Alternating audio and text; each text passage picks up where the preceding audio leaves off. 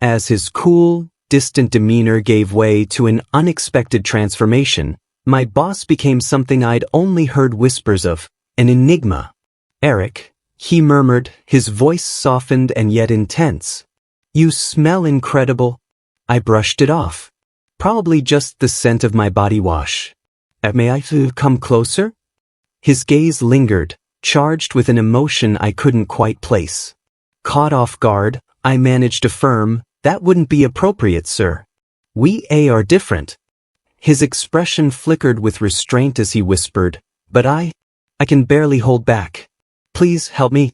And then, I don't know how, but we ended up together, our boundaries crossed, the lines erased. When it was over, I decided to act as if it never happened. But he wasn't finished with me. Later, with my hands firmly bound behind me, he pressed me against the wall, his strength holding me in place. "Rex, I'm sorry," I gasped. He scoffed, unrelenting.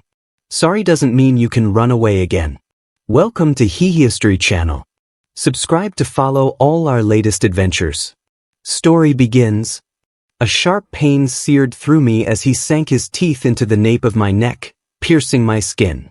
His scent, overpowering, intoxicating, flooded my senses.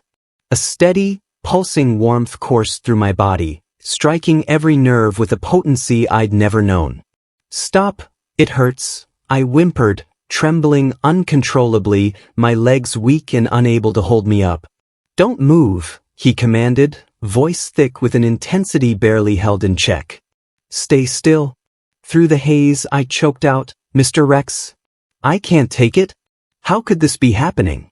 I was an alpha. No one should be able to mark me, let alone overwhelm me like this." Yet here I was, unable to resist his hold or escape his grasp. His scent, a blend of rich sandalwood and mint, clung to me, suffocating yet thrilling. My vision blurred as I stared up at the ceiling, trapped in a feverish daze. The last clear image I saw was his reflection in the bathroom mirror. His usually reserved gaze blazed with desire. He hovered over me, holding me against him, his body shielding me from everything else. And instead of retreating, I found myself leaning closer, craving the strange, forbidden comfort his presence brought. Then, everything went dark. When I opened my eyes, I thought I was in a hospital, but instead, a person in a white coat and mask informed me calmly, "You're at a pheromone research facility." "Rex Pennington, what is he to you?" "He's my boss," I replied, dazed. "Understood," they replied indifferently. "I'm here to inform you that your boss has transformed into an enigma, and the two of you will need to remain in isolation for some time." An enigma. The word felt foreign yet terrifyingly real. An enigma was an alpha on a level beyond others, their pheromones so powerful they could claim even another alpha, binding them as their exclusive omega. Such individuals were the absolute apex, and there were rarely more than 10 documented enigmas per city.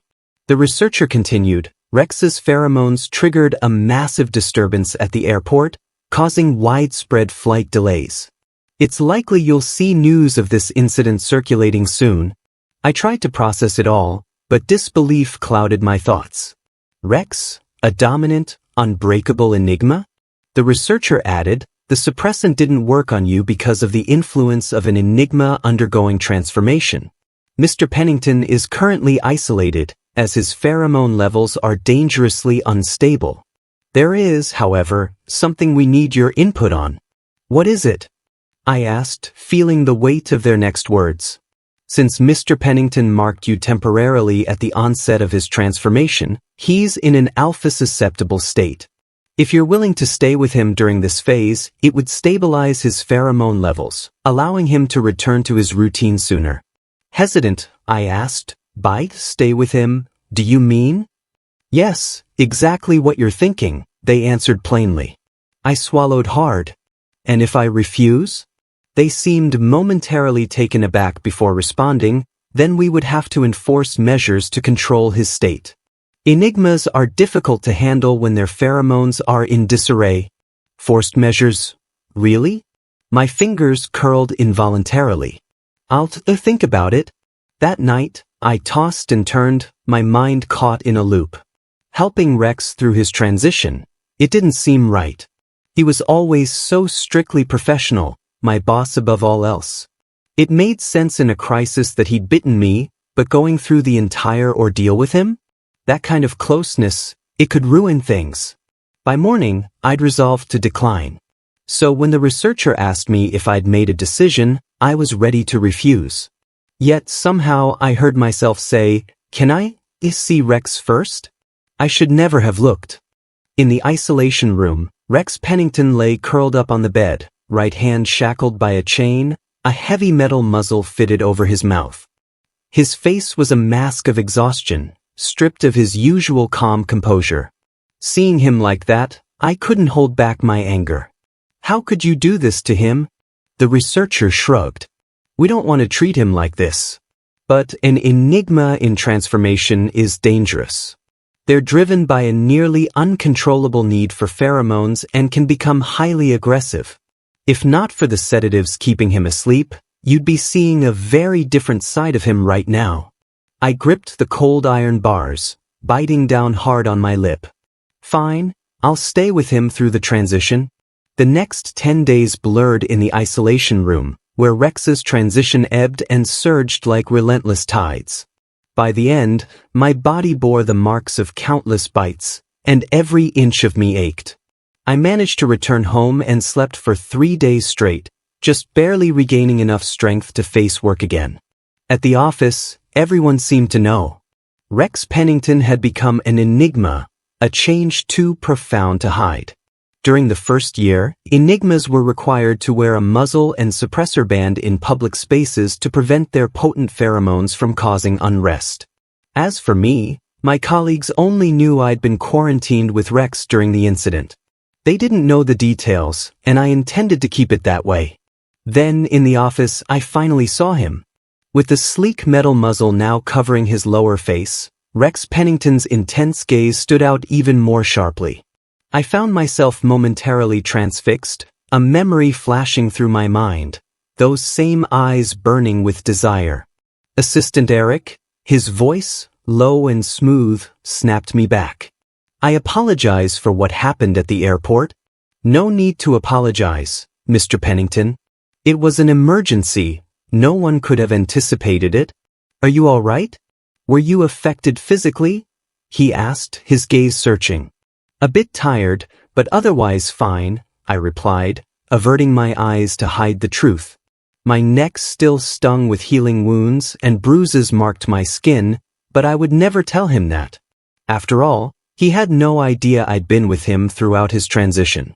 Before I left the research facility, a researcher had told me that, due to the intensity of an enigma's initial transformation, they often had little to no memory of the experience afterward, much like trying to recall fragments of a fading dream. "Just so there's no misunderstanding, we'll inform him of the situation," the researcher had assured me. Relief flooded me, and I asked if they could keep my role in his transition private. The researcher hesitated, mentioning that forming a long-term bond with an enigma would stabilize his pheromones and prevent future complications. If not, he'll have to come back periodically to have the excess pheromones extracted, they explained. Absolutely not. I shook my head horrified. Binding myself to Rex Pennington, becoming his lifelong partner in that way? It was unthinkable. During lunch break, I slipped into the bathroom to reapply ointment on the healing wound on my neck, grateful for my high collar. Standing at the mirror, I loosened my tie and unbuttoned my shirt, carefully peeling back the bandage. "Assistant Eric?" Rex's voice startled me, and my hand trembled, almost dropping the ointment. In 2 swift strides, he was before me, gently pushing back my collar, exposing the bite marks. "What happened?" His voice was deep, strained. I forced a laugh, desperately trying to recover. "Didn't you just wake up from your nap, Mr. Pennington?" "Just now." His expression briefly wavered before steadying. "Are those from me? From the airport?" "No." I blurted out instinctively, realizing too late that such marks were hardly explainable otherwise. His gaze shifted to the bruises peeking just below my collarbone. Dating someone special? He asked, an odd tone lacing his words. Must be an exceptional Omega. Without thinking, I denied it. No time for that. It would have been easier to let him believe I had someone, but something stopped me. Just an accident, I said vaguely. Rex's face softened, as if something had clicked for him. Seems working for me has taken its toll on you, Assistant Eric. I forced another laugh, unsure of how to respond. Take care of yourself, he murmured, moving to wash his face in the sink. Seeing me awkwardly stretching to apply ointment, he dried his hands and reached for the cotton swab in mine. Let me do it.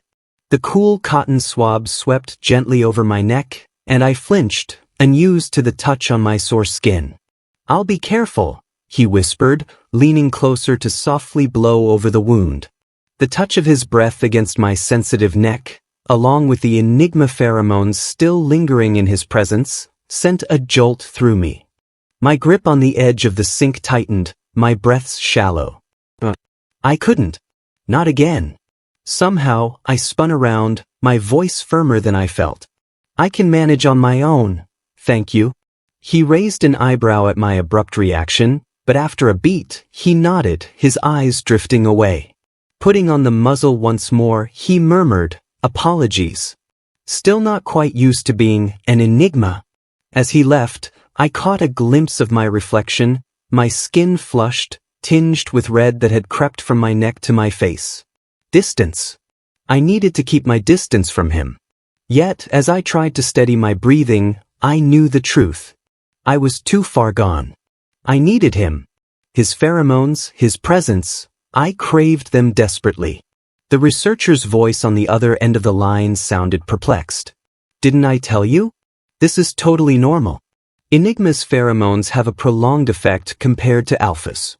And considering how intense your temporary bond was, even if the scent has faded, the influence remains.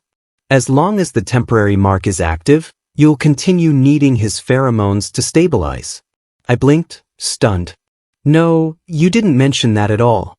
I'd been so concerned about Rex Pennington coming to his senses too soon that I'd only asked for the fastest acting dispersant and ran without a thought for side effects. Now I was paying for my haste. It's not a big deal, the researcher assured. You have two options. 1. Engage in close intimacy with him.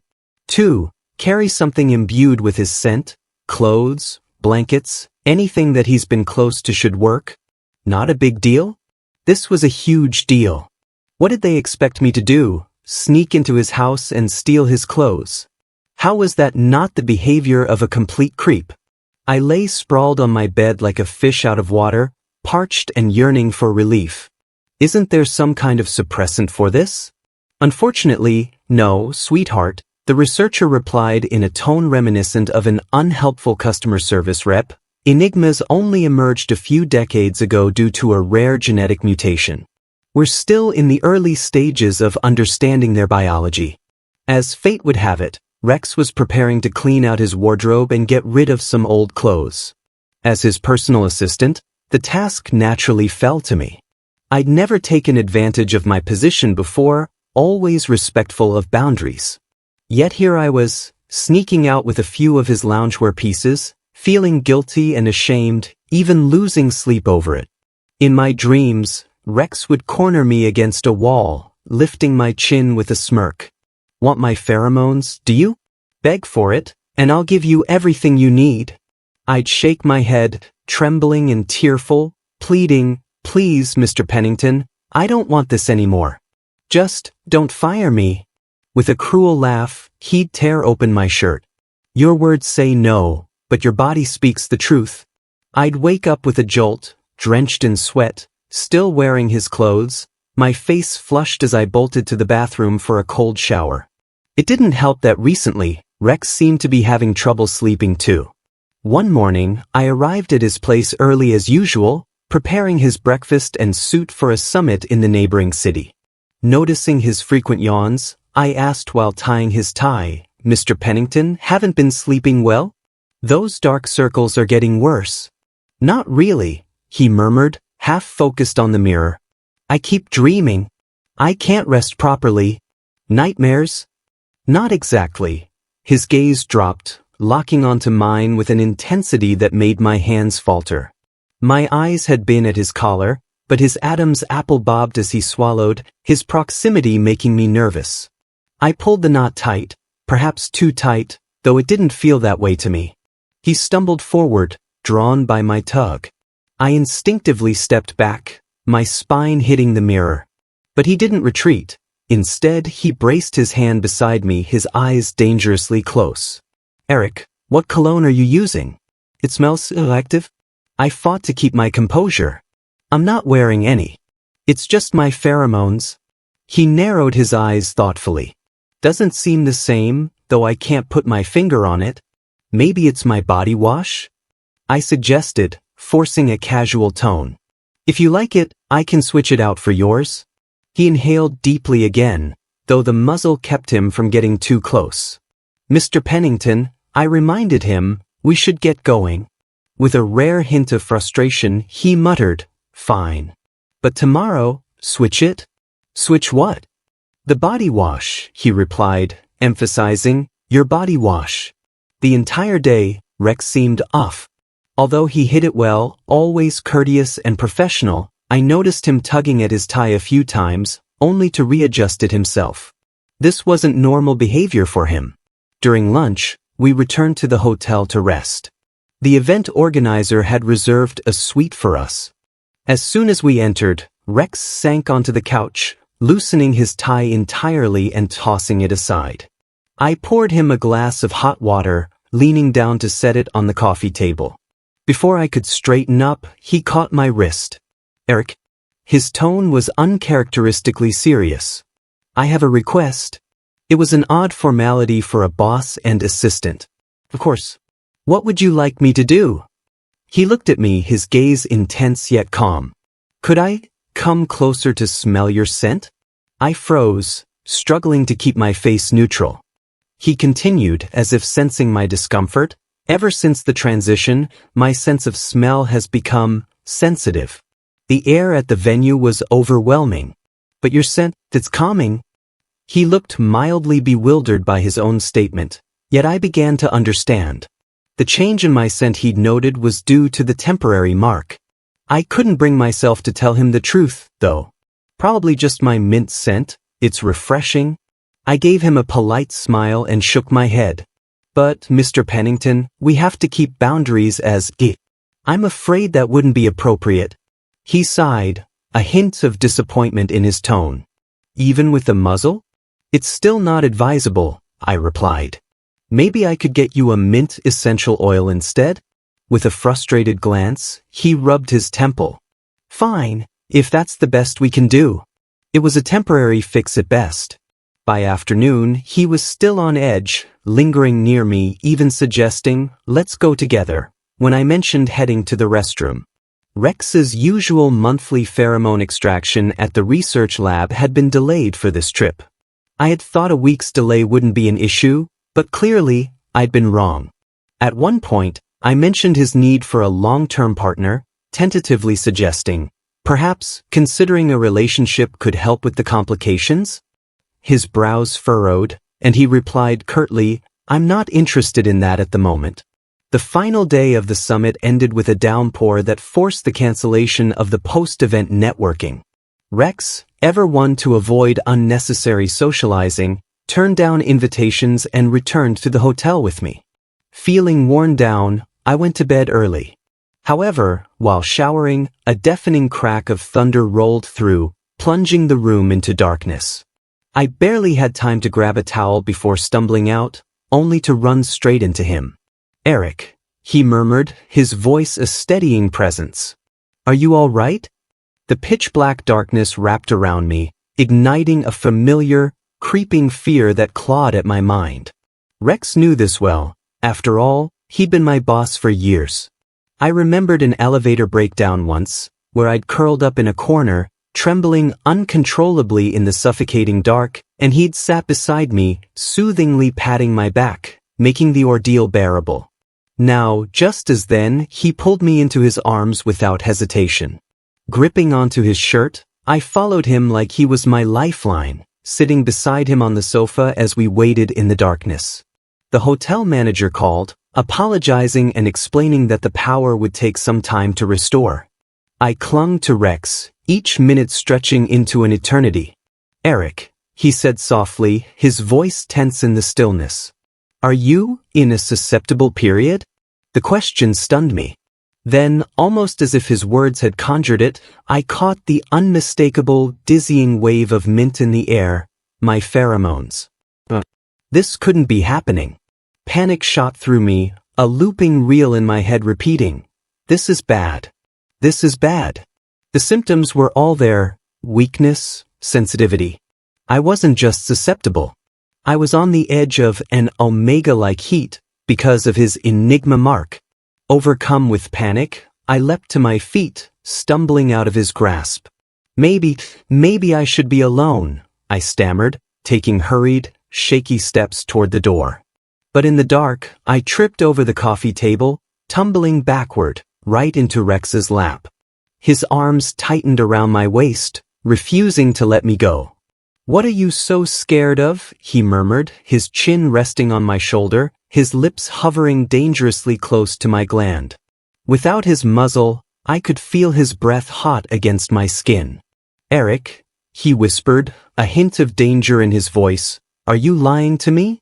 An alpha's susceptibility shouldn't push an Engima to the brink like this." A jolt ran through me as his thumb brushed firmly over my gland, leaving me weak and trembling in his embrace. "You didn't go to the research lab on time," I said, fumbling for an excuse. "That's why your pheromones are unstable." "Is that so?" Rex might have his suspicions, but Enigmas were still a mystery, even to themselves. And there was some truth to my excuse. He was in fact in his own surge period. "Troublesome," he muttered in frustration, his warm breath ghosting over my neck, intensifying the pounding of my heart. "Let's go back to the research lab tomorrow," I suggested hastily. "For tonight, maybe we can find an alpha-grade suppressant?" He sighed. "No other solution?" "No, I gasped as he gently pinched my swollen gland, sending a shiver down my spine. My voice betrayed me, revealing my need. "Eric," he murmured, his tone laced with a subtle plea, "please help me." I wanted to refuse, but my body betrayed me, drawn helplessly to his. Unable to wait for my answer, Rex tilted my face toward him, capturing my lips in a fierce kiss. In the darkness, my other senses sharpened. His warm breath and the sound of his gentle sighs filled my ears. His hand slid to my lower back, tracing a path up my spine like a serpent. Who was I kidding? I wanted him. I craved him. This was Rex Pennington, the unshakable star of every room he entered. Without his unexpected transformation, I'd never have gotten close enough to taste his kiss, to watch him lose control for my sake. I surrendered, unable to resist any longer. I shifted, straddling his lap, pressing closer, allowing his lips to claim mine once more. His kiss turned rough, his mouth exploring mine with an intensity that both frightened and thrilled me. The mingling of our pheromones drowned me in a haze, leaving me breathless. When the lights flickered back on, the sudden brightness felt like waking from a dream. Rex froze, caught mid-motion, his hands paused at the hem of my shirt, his face so close that I could see the intensity in his darkened gaze. "Power's back," he murmured, lifting me with surprising gentleness. "Shall we move to the bedroom?" Without a second thought, I wrapped my legs around his waist. Pressed into the soft mattress, I closed my eyes, waiting for him to lean in and continue where we'd left off. But instead, he hesitated, a flicker of curiosity crossing his face. "Eric, are you wearing my clothes?" My heart sank, and my face flushed with the sudden realization. I'd completely forgotten. Ever since that incident, I couldn't sleep without the comfort of his scent, so I'd snuck a few of his loungewear pieces into my suitcase. Caught red-handed, I could practically feel the mortification burn my skin. I scrambled for an explanation, but my mind was blank, gears whirring uselessly. Finally, the truth spilled out, the half-truth that I hoped would sound less bizarre. "I need your pheromones," I admitted, averting my eyes. "After you bit my gland at the airport? I can't manage without them." I closed my eyes tightly. "I'm sorry, Mr. Pennington." Rex chuckled softly, the pad of his thumb brushing away a tear at the corner of my eye. "Why the tears?" he murmured. "You could have just told me. Do you think I wouldn't help you?" Only then did I realize I was tearing up, the pent-up emotions spilling over. I shook my head, biting my lip. We were just boss and assistant. I couldn't burden him with such a request. He sighed, his voice tender. "My dear assistant," he whispered, lowering himself to kiss me softly. "You hide things so well. You had me thinking I was—" The last two words were lost in his kiss, but I had no strength left to wonder. Before I knew it, I'd completely surrendered, his Engima pheromones overwhelming every last shred of resistance in me.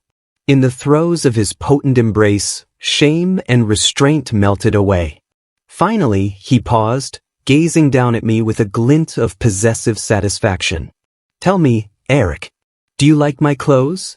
I bit my lip, unable to answer. He tilted my chin back. "Do you?" My voice came out barely above a whisper. "Yes." "And what else do you like?" Turning my face to hide my embarrassment, I hesitated, but he wouldn't let me, holding my chin firmly, waiting. "What else, Eric?" he pressed.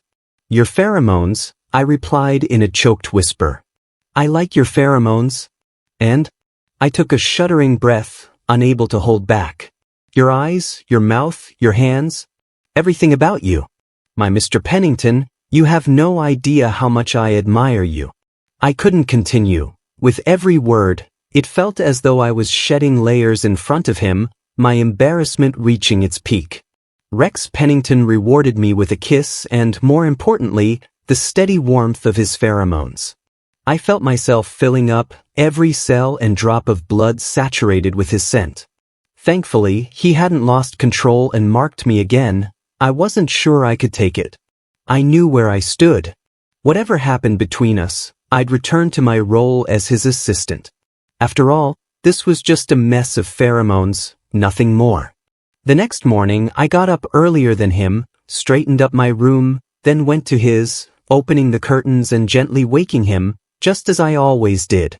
Seeing me already dressed, he asked, his voice rough with sleep, "Why didn't you rest a little longer?"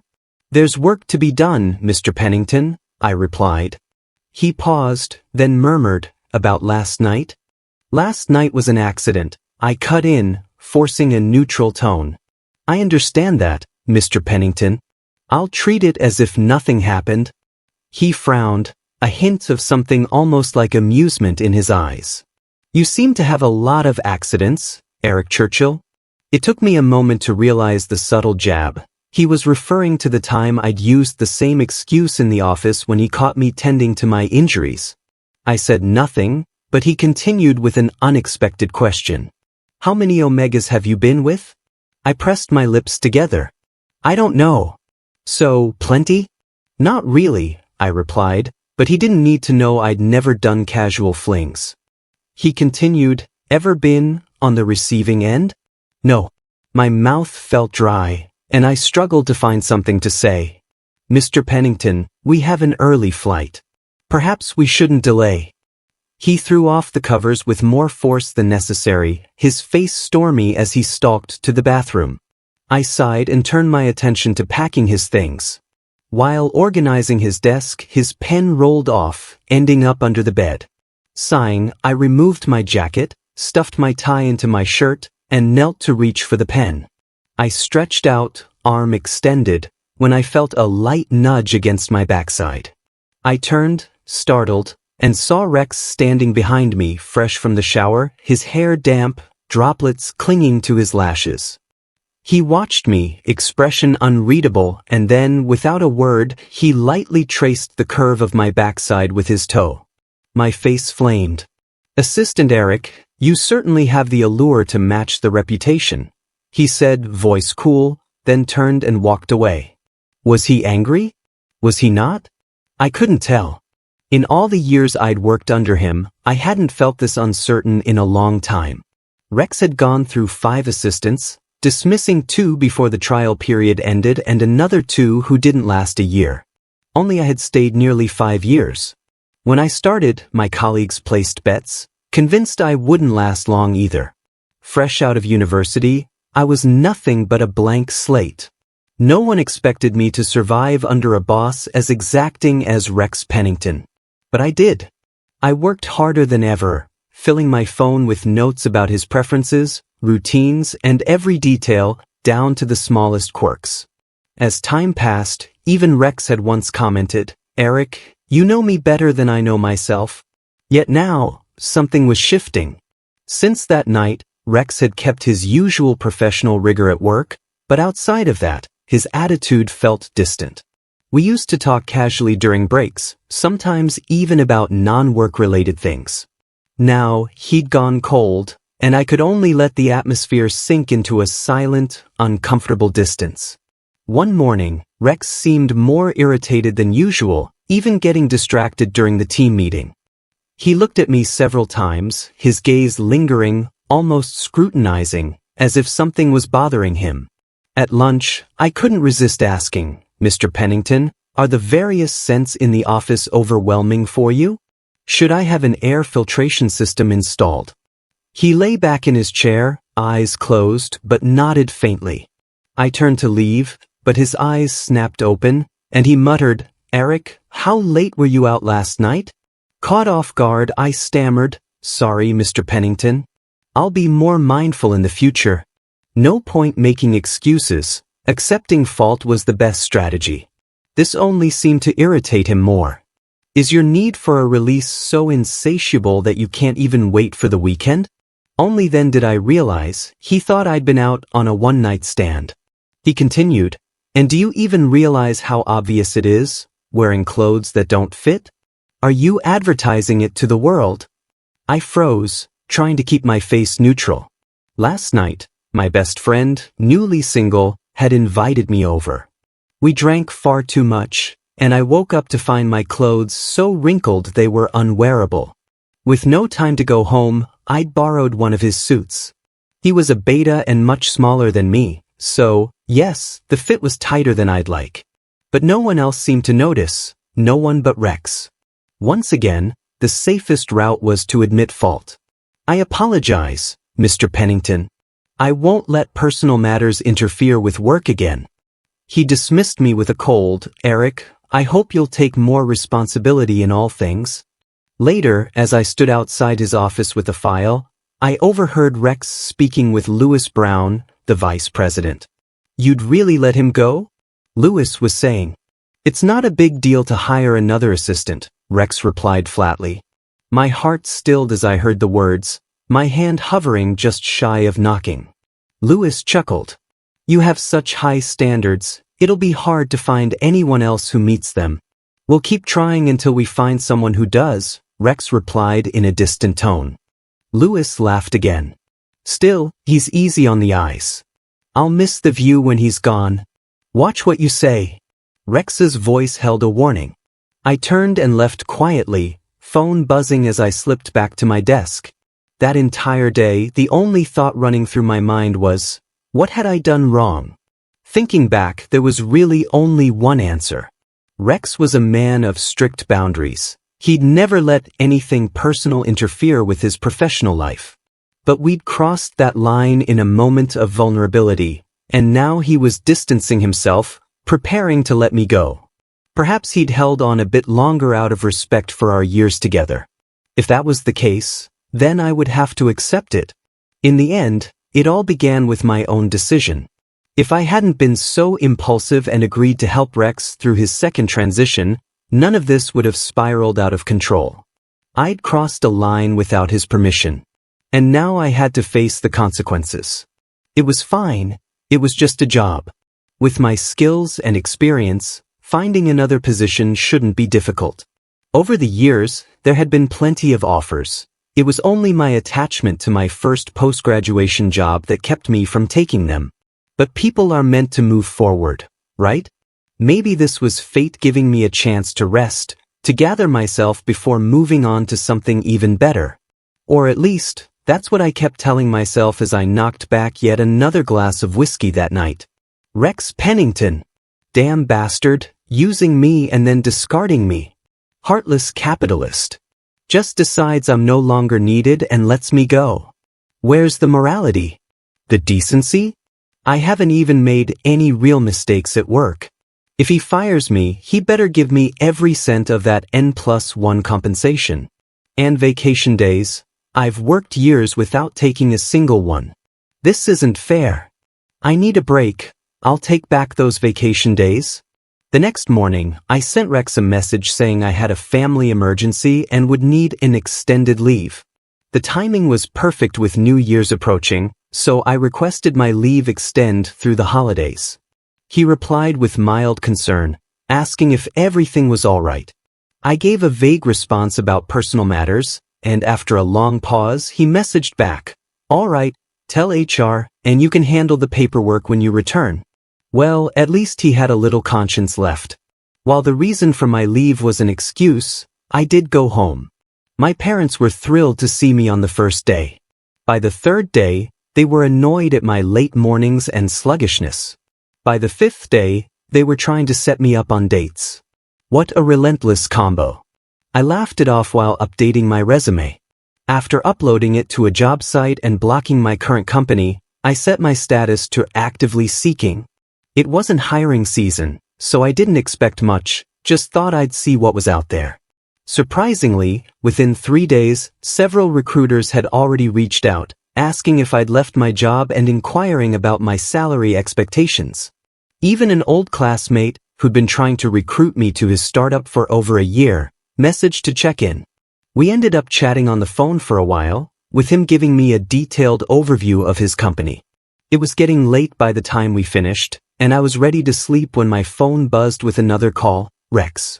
A bit taken aback, I answered, "Mr. Pennington, is something wrong?" His voice was low and resonant, the kind that commanded attention even over the phone. "Who were you talking to for so long?" "Just a friend," I replied, evading specifics. "What kind of friend?" "Just a friend." "Boyfriend or girlfriend?" "Neither." "Then what kind of friend?" "Just a friend," I repeated. He let out a dry chuckle, sounding amused. "You'll be home tomorrow, right?" I replied with a cautious yes. "Then I'll come by and see you." "What?" I bolted upright. "Why?" "Just a friendly visit," he said, his tone sharp, almost as if he were gritting his teeth.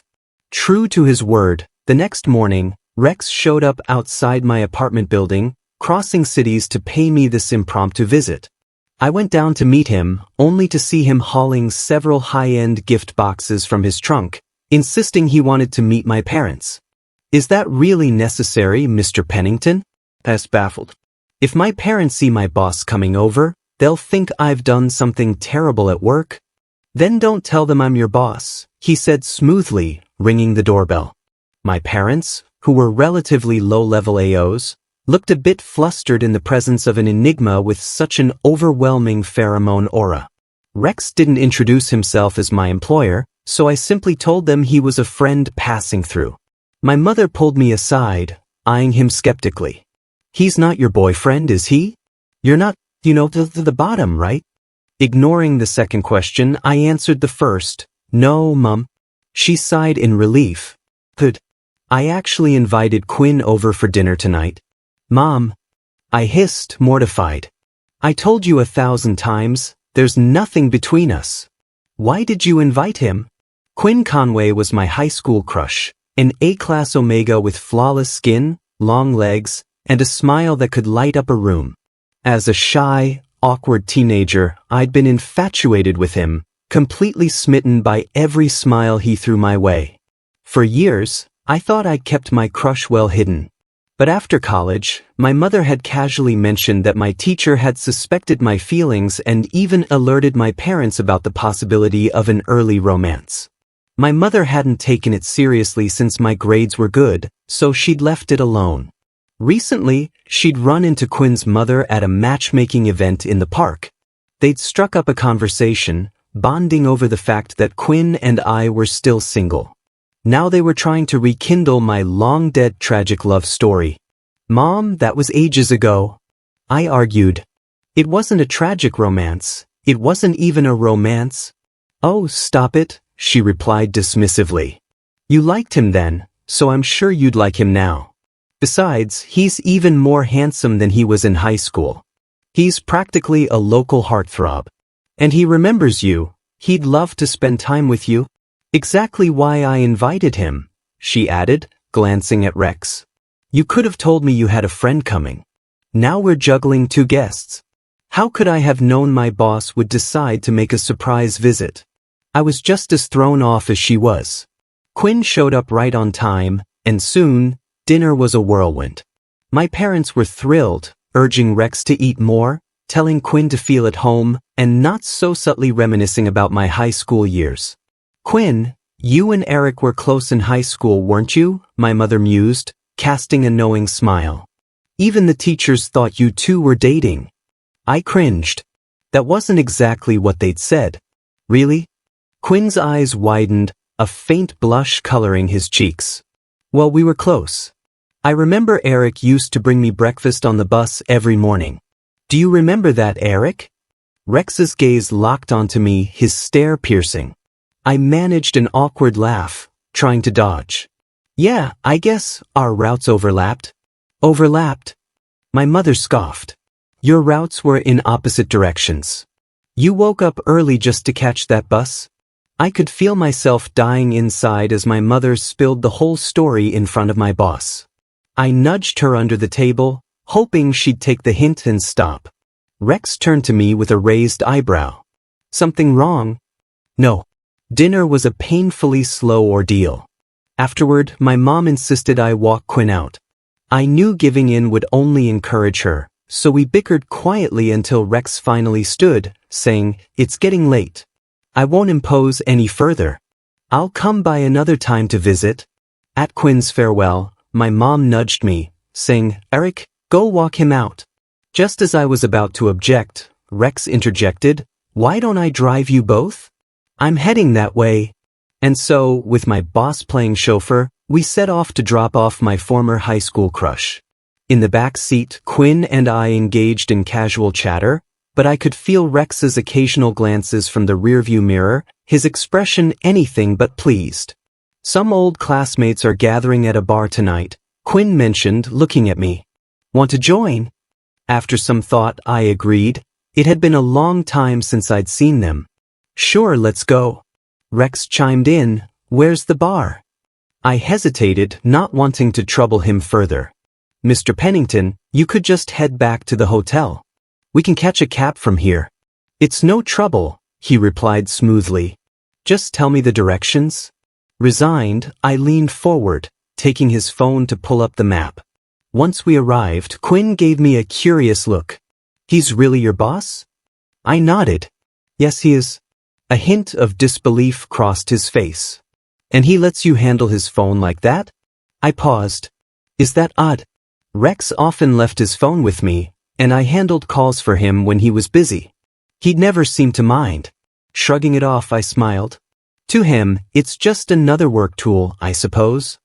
The bar was filled with laughter and nostalgia, and after a row of shots, my spirit soared. I joined in the games, tossing dice and matching everyone's energy until a hazy buzz settled over me. "Eric, are you all right?" Quinn asked, waving a hand in front of my face. I brushed it aside with a grin. "I'm fine." But just as I did, someone noticed my hand resting on Quinn's and began to tease. "Are you two dating or what?" Startled, I pulled my hand back, but it was too late. The group had erupted, voices shouting playful taunts and accusations. "I always thought Eric liked Quinn back in high school." "Looks like a love story finally unfolding." "Wow, that's the third couple from our class. Must be something in the water." Blushing, Quinn tried to laugh it off. It's not like that." "Why not make it happen now then?" Kiss. The lights swirled around us, blending with the cheers. Under the dim glow, Quinn looked at me, hopeful, his omega scent drifting my way, sweet and familiar. He leaned closer, eyes closing, and I froze, still processing, until our lips were nearly touching. Just then, a strong hand pulled me back, turning me around until my lips met something cool and metallic, the muzzle of Rex's bite guard. The rich scent of cedarwood hit me, overpowering, making my legs weak. Rex held me firmly, his arm around my waist, his expression one of tightly controlled anger. "Why didn't you move? Were you really going to go through with that?" Staring into his piercing, furious eyes, I couldn't bring myself to answer. Part of me wanted to lean into him, to let the familiarity of his touch steady me. Rex's voice softened slightly. "Sorry, he's drunk. I'll take him home," he announced to the crowd, then guided me out, his arm around my shoulders. Once outside the bar, in a deserted hallway, heat from the alcohol and his scent flared up in me. Without thinking, I pushed Rex back against the wall, yanking off his muzzle, and kissed him hungrily. "Eric." He grasped my chin, pulling back with a controlled tension that left me dazed. I blinked up at him, my lips tingling, my body yearning. Rex's eyes darkened, and in one swift move, he flipped us, pinning my arms behind my back as he pressed me against the wall. "Hurts," I muttered, wincing. "Good," he growled. "You should feel it." His words stung, a mix of indignation and excitement swelling within me, especially with his pheromones washing over me. "I'm sorry, Mr. Pennington," I murmured, barely recognizing my own voice. "And what are you going to do about it?" "I'll apologize." Wrong answer. He tightened his grip on my wrists, his breath hot against my ear. "You don't get to run away." The next morning, I woke in an unfamiliar hotel room. The sound of the shower running told me I wasn't alone. I sat up, rubbing my temples, feeling soreness all over my body. Last night, between the drinking and the tension, Rex had worn me out, reducing me to a blubbering mess. At one point, I'd broken down completely, blurting out, "You heartless bastard, you bit my gland, left me bruised, and I have to wear your clothes just to fall asleep. I feel like a stalker." "Then you accuse me of being some playboy," I'd choked, unable to stop.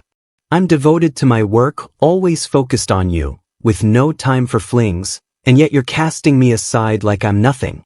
Sure, I won't struggle to find another job, but I'm still your best assistant, aren't I? How can you be so cruel?" Drunk confessions, what a disaster. Now, everything I'd tried to keep hidden was out in the open. I glanced toward the bathroom, contemplating a quick escape while he was still showering. My foot caught on the bed frame as I hurried, stubbing my toe hard enough to draw tears. "Eric Churchill." Rex appeared, dripping wet, frustration etched into his features. But his expression softened when he saw me on the floor, eyes watering. Crouching beside me, he examined my foot. "You're bleeding," he muttered, his touch gentle yet reproachful. "Were you really trying to sneak out?" I pulled my foot back, muttering, "I can manage." "Stay put." Rex's grip was firm as he held my foot in place, his fingers deftly cleaning the wound and applying a bandage. "And stop moving." As he worked, my mother's voice rang out over my phone. I answered, only to be bombarded with questions. "What did you do to poor Quinn? He came home in tears. And why didn't you come back last night? Are you with that Engima? I knew it. You finally become an alpha, only to end up as the submissive one." Before I could respond, she continued, "If you're serious about him, bring him home for a proper meal sometime. He shouldn't feel uncomfortable." Rex raised an eyebrow as he secured the bandage, his grip still firm on my ankle. "What's she saying?" "Nothing important," I muttered. "I heard her," he said, smirking. "She wants you to bring me home for dinner." I tensed, hesitating. "It's a misunderstanding. I'll explain to her."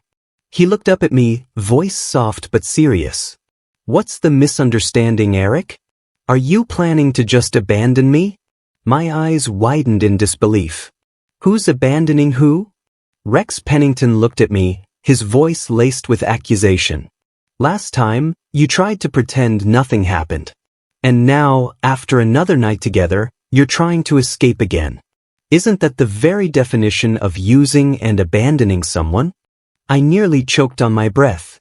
I just couldn't reconcile being an assistant who sleeps with their boss. It didn't sit right with me.